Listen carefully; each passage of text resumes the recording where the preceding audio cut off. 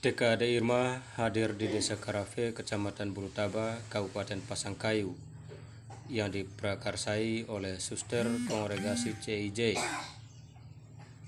Sekolah ini dibangun berdasarkan kesepakatan Suster Kongregasi CIJ bersama dengan Pastor Paroki, Pastor Kosmas Kopongboro PR pada saat itu, bersama dengan pengurus Dewan Pastoral Paroki Santo Yusuf Pekerja Baras. TKD Irma berdiri sejak tahun 2012. Di tahun pertama, sekolah ini menerima 50 orang anak murid untuk dididik di sekolah ini. Guru yang mengajar di TK ini ada 3 orang, termasuk dengan suster yang sekaligus menjadi kepala sekolah di TK Ade Irma ini. Baik, selamat pagi suster. Selamat pagi juga. Dengan suster siapa? Ya, saya Suster Yohana CIE bersama dengan guru saya, Iya, Ibu Susi. Ibu Susi. Ya, Oke. Baik suster, minta waktunya sebentar suster ya. Saya ingin mendalami terkait dengan hadirnya TKD Irma di Desa Karafe ini ya. Boleh diceritakan suster tahun berdirinya sekolah ini tahun berapa suster? ya, terima kasih. TK Ade Irma ini berdiri pada tahun 2012. Iya. Lalu sekarang sudah berkembang dengan begitu bagus. Mau dibilang berkembang ya cukup berkembang.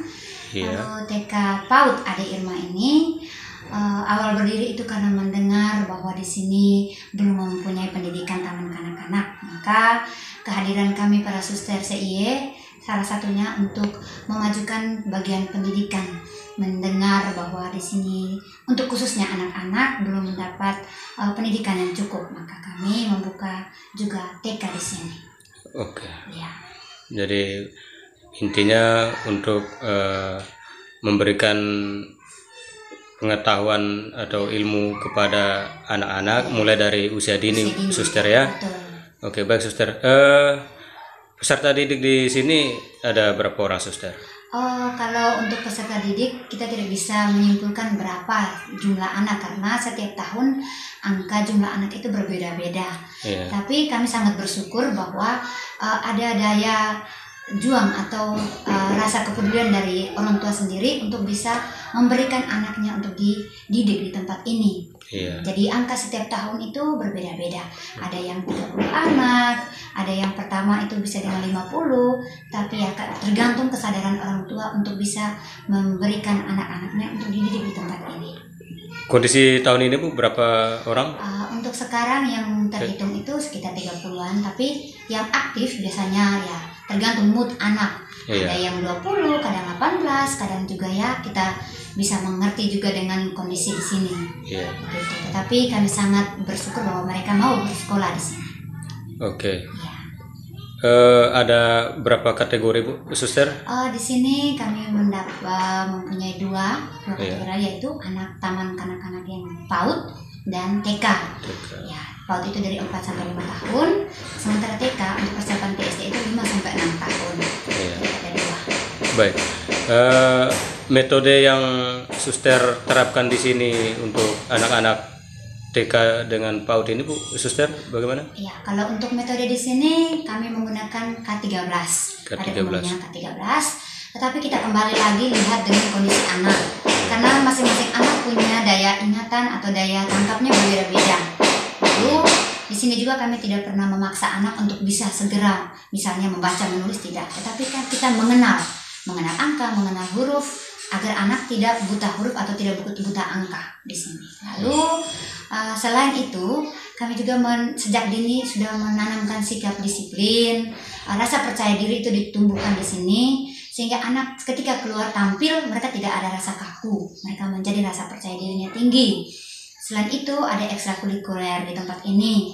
Selain di dalam kelas, di luar kelas juga, yaitu dengan ekstrakurikuler setelah ada olahraga, kami disisipkan juga dengan pendidikan pengetahuan tentang kesenian, misalnya menyanyi, menari, olah vokal, melatih anak untuk mengenal dirjen seperti apa, lalu ditambah lagi dengan bahasa Inggris, itu ekstrakurikulernya. Nah, di samping bahasa Inggris juga kami memperkenalkan musik. Itu ada orgel. Kita tidak memaksa anak untuk segera tahu tentang musik, tidak, tetapi kita memperkenalkan segala sesuatu. Namanya TK itu kita memperkenalkan semuanya. Memperkenalkan semuanya secara dini. Ya, supaya kita bisa tahu, oh iya anak daya minat atau apa di mana, sehingga kita kedepannya kita lebih mengenal anak itu seperti apa. Berarti banyak sekali hal yang anak-anak dapatkan di sini, Suster, ya, untuk bisa mengembangkan dirinya ya, demi mempersiapkan masa depan yang baik, begitu ya. Oke. Kemudian Suster, selain Suster, ada berapa tenaga pendidik yang bisa mendidik anak-anak di sini, Suster? Ya, untuk sementara kami bertiga. Terus yang satunya masih cuti tetapi akan datang lagi. Jadi saya yang kepala sekolahnya bersama dengan wakil, dan kami di sini tidak melihat siapa kepala sekolah atau siapa. Kami semua bekerja sama untuk sama-sama mendidik anak. Ya, kalau untuk soal berapa jumlah anak atau berapa guru, kami tidak pernah melihat itu, tetapi kami melihat bagaimana kami mempunyai perjuangan. Kami punya pengorbanan untuk anak supaya anak bisa menjadi manusia yang baik untuk kedepannya. Betul sekali, Suster. Kemudian ini mungkin pertanyaan ini saya tujukan ke Ibu Susi ya. Ini kan mengajar anak-anak TK, PAUD ya.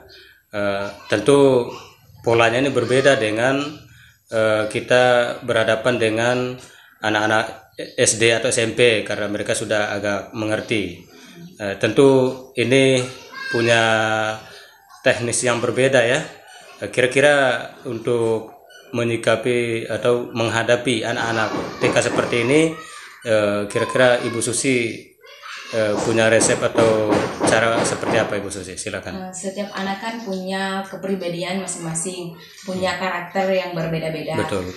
Kita tidak bisa samakan semua, mereka punya karakter. Jadi kita harus paham dan tahu apa yang mereka butuhkan. Seperti kadang di saat menulis ada yang sudah langsung bisa menulis, ada juga yang belum bisa. Jadi kita harus pelan-pelan mengajar mereka. Ada juga kalau murid baru, biasanya mereka ada yang masih menangis. Ataupun biasa kencing celana, jadi kita harus paham memberitahu mereka bahwa kalau kita mau kencing harus beritahu ibu guru supaya diantarkan di mana toiletnya, kalau kencing di mana, berak di mana, kita harus paham itu. Oke. Intinya seorang guru itu harus sabar ya, kuncinya itu sabar ya. Ya, karena menghadapi anak-anak kecil yang belum terlalu paham ya, tentunya kita harus bersabar tentunya. Baik, terima kasih Ibu Susi. Kemudian Suster, mungkin ada yang mau disampaikan teruntuk orang tua yang anaknya mau disekolahkan di sini. Silakan Suster. Ya, baik. Pesan saya untuk orang tua, ayah bunda yang mau menitipkan anaknya untuk sekolah di tempat ini sangat sederhana. Jangan pernah takut untuk membawa anak untuk bersekolah. Biarkan anak itu berkembang seperti apa adanya dia.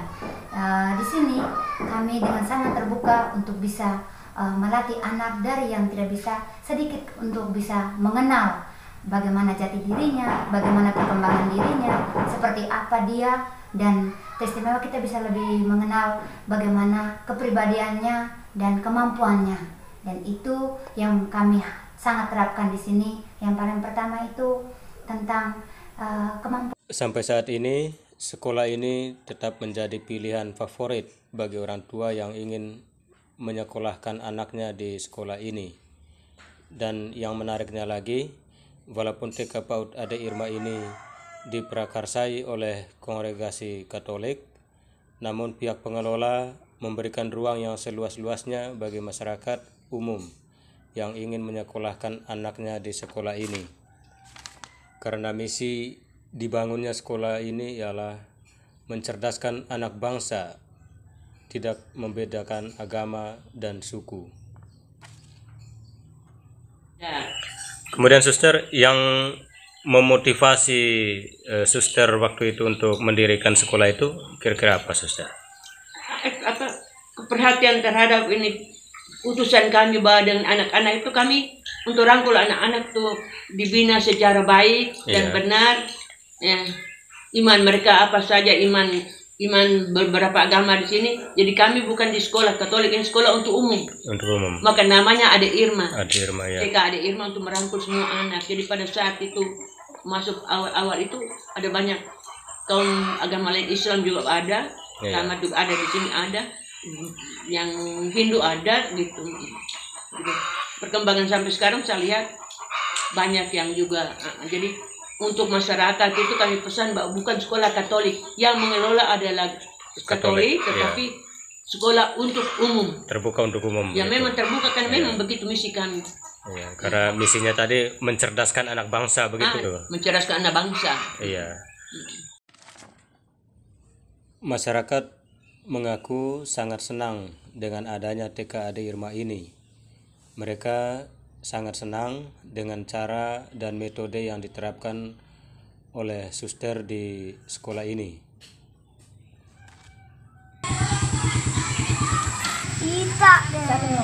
Selamat pagi Bu. Dengan Ibu siapa Bu? Ibu Komang. Ibu Komang ya. Anaknya sekolah di sini juga Bu ya. Ini siapa nama anaknya Bu? Siapa namanya Dek? Siapa namanya kakak? Namanya siapa Dek? Agus. Oh Agus. Oh Agus Bu ya. Bu, apa yang memotivasi Ibu untuk menyekolahkan anaknya di TK Ade Irma ini Bu? Saya termotivasi dengan yayasan di sini karena cara mengajar susternya juga baik, cara mengajar suster juga telaten.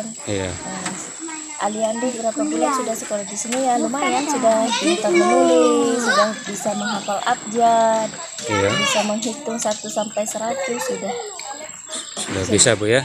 Berarti punya kelebihan khusus lah Bu ya sekolah ini ya. Oke. Baik, mungkin ada pesan untuk orang tua yang lain Bu yang anaknya mau disekolahkan di sini juga. Mungkin teman-teman Bali kalau memang ada yang anaknya mau sekolah di sini sekolahnya sangat bagus. Terus pendidikannya juga cara mendidiknya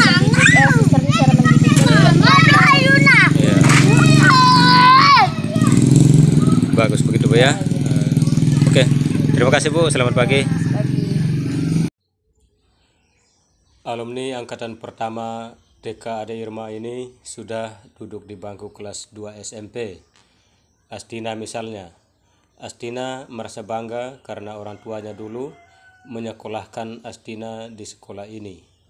Sehingga sekarang dia menjadi pribadi yang lebih baik. Ya, selamat siang Ade Astina. Selamat siang. Bagaimana kabar Dek? Baik. Baik ya. Ya. Jadi begini Ade. Ade Astina ini kan alumni atau tamatan TK Ade Irma, betul ya? Bahkan angkatan pertama waktu itu. Sekarang Ade Irma ini, Ade Astina ini sudah kelas 2 SMP. Jadi yang saya mau tanyakan, sebagai mantan murid di TK Ade Irma ini, perasaan Ade Astina bagaimana? Ya, bersyukur karena orang tua bisa menitipkan di sekolah itu, dan bangga karena ini di sekolah itu bisa mengembangkan masing-masing murid dengan baik. Jadi seperti mereka sini, setiap siswanya itu mereka dididik dengan perilaku mereka sendiri, tetapi segala yang perilaku yang buruk dikasih jadi lebih baik. Dan saya tahu kita dikembangkan itu ini dengan belajar sambil bermain, tidak memaksakan anak-anak untuk ini selalu belajar. Jadi setiap ada jam masuknya itu ada belajar, kegiatan belajarnya, habis itu dikasih beristirahat untuk ini makan, tapi makannya itu kita tidak dijualkan jajan di dalam sekolah. Jadi sekolahnya itu disuruh menyiapkan membawa bekal dari rumah masing-masing supaya tidak membebani orang tua juga selalu jajan ke sekolah TK. Ya begitu. Oke, baik. Tentu merasa senang sekali ya dengan sebagai mantan murid dari TK Ade Irma ya. Iya, sangat Oke. Baik, terima kasih Ade Astina. Selamat siang. Bagi Bapak Ibu yang ingin mendaftarkan anaknya di TK PAUD Ade Irma ini, silakan datang langsung di kantornya di Dusun Buanagiri, Desa Karafe, Kecamatan Bulutaba, Kabupaten Pasangkayu. Demikianlah saudara video saya kali ini. Terima kasih sudah menonton video ini, dan jangan lupa like, komen, subscribe, dan share. Terima kasih dan salam sehat untuk kita semua.